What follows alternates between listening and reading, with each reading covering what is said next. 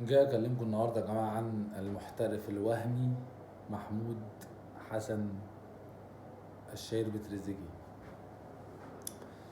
يا جماعه يعني عايزين كده بس نفنط مسيره تريزيجيه. مبدئيا تريزيجيه لعيب جامد، جناح جامد من صغره. لما طلع في الاهلي طلع وسنه صغير جدا، صعد سنه صغير قوي، ودي مش حاجه سهله في الاهلي. وأدى اداء حسن. بعديها جاله فرصه محترمه جدا في اندرلخت، نادي كبير، ومن هنا بدأت رحلة الاحتراف الوهمية. تريزيجيه فشل في اندرلخت، ما كانش بيلعب خالص، ولما اتسأل قال لك اصل فايلر كان ماسك اندرلخت ساعتها وكان بيضطهدني وبيتريق عليا ويجيبني اتكلم عشان العيال تضحك عليا عشان. طيب افتراضا الكلام ده صح، هو يعني هيكذب ليه؟ بس هو دايما بيدي مبرر لفشله. انت طب يا تريزيجيه ما حاولتش تطور من نفسك ليه؟ في اللغة على الأقل. آه، لو لقينا حاجة مشابهة بس التعامل كان مختلف، هنلاقي في مرموش لما كان في فولفسبورج الألماني. آه، كان هما دايما النادي بيطلعه لما هو مضى في فولفسبورج الألماني، كان دايما النادي طول مدة عقده 3 سنين، أول سنتين دايما بيطلعوا إعارات لأندية تعبانة في الدوري الألماني، وكان مرموش بيلعب فيها كويس يعني، بس ما كانش ظاهر قوي. جم اخر سنه رجعوه عشان يجدد عقده، فهو ما كانش عايز يجدد لانه كان النادي مش مهتم بيه وكان بيطلع اعراض، فكان عايز يروح يبقى فري ويمضي في نادي تاني. فطفشوه من الاخر وفضلوا يقعدوه على الدكه، ورئيس النادي يطلع يقول عليه تصريحات والمدرب يطلع يضطهده ويقول عليه تصريحات، بيقعدوا على الدكه لحد ما اللعيب اللي في مكانه اتصاب فاضطر يلعبه، فنزل جاب جون، فراح المدرب طلع في المؤتمر الصحفي. الكلام ده كله موثق يعني، انا ما بجيبش حاجه من عندي. راح المدرب طالع قايل ان مرموش لازم يبقى لعيب جماعي اكتر، هو مش ميسي عشان يلعب لوحده والكلام ده، مع انه كان جايب اجوان، يعني كان جايب جون في الماتش ده. ورجعه تاني يقعد على الدكه، وبدأ يلعب على فترات لحد ما بقى فري وراح فرانكفورت وانفجر هناك ومنه الى السيتي.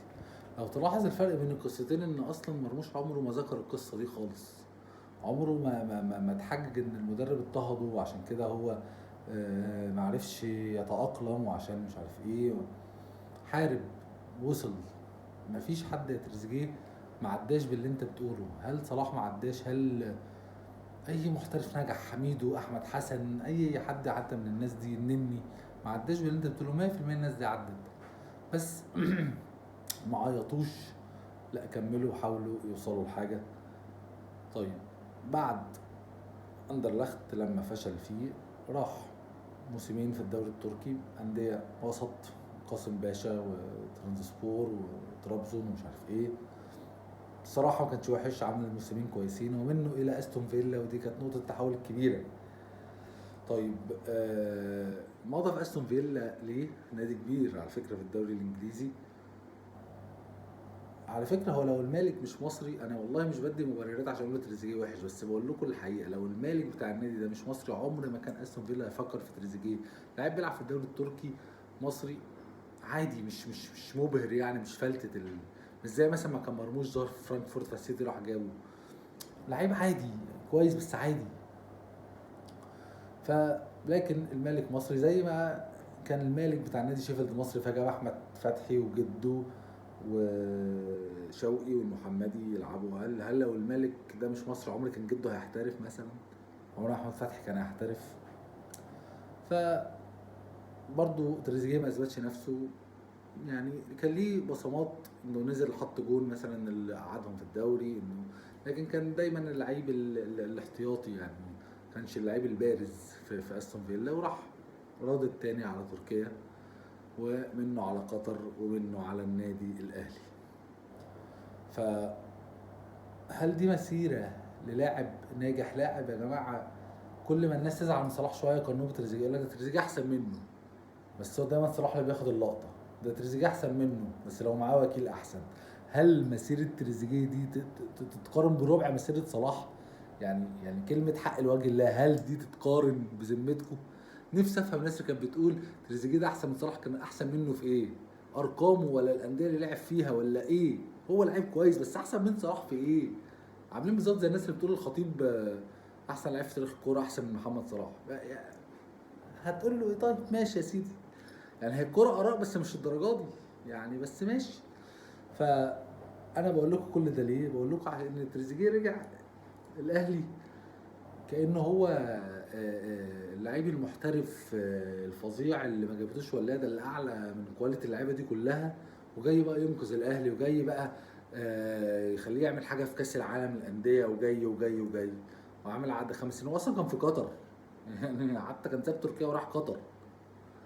فيعني هو طبعا تريزيجيه حسبها، قال لك انا عندي 31 سنه بلعب في قطر، ارجع العب في الاهلي، ما هي يعني ما في الاخر الاهلي بيدي فلوس، هاخد عقد محترم، هرجع كاني محترف، هاخد ارقام المحترفين، هلعب اساسي، هبقى نجم الدنيا. انا اصلا جناح مصر بقالي 10 سنين الاساسي، فهبقى نجم الدنيا. وعلى اساسه اول ماتش لعبه مع الاهلي في انتر ميامي شد الكوره من وسام عشان يشوطها وضيعها، وما عملش اي حاجه، وفضلت الكوره دي مخليها بره المود طول البطوله، ورجع الدوري بيلعب وحش جدا. والاول جون يجيبه في انبي، جون في انبي، قعد يقول للناس اسكتوا هش، انا المحترف اللي جاي انقذكم، انتوا مش عارفين.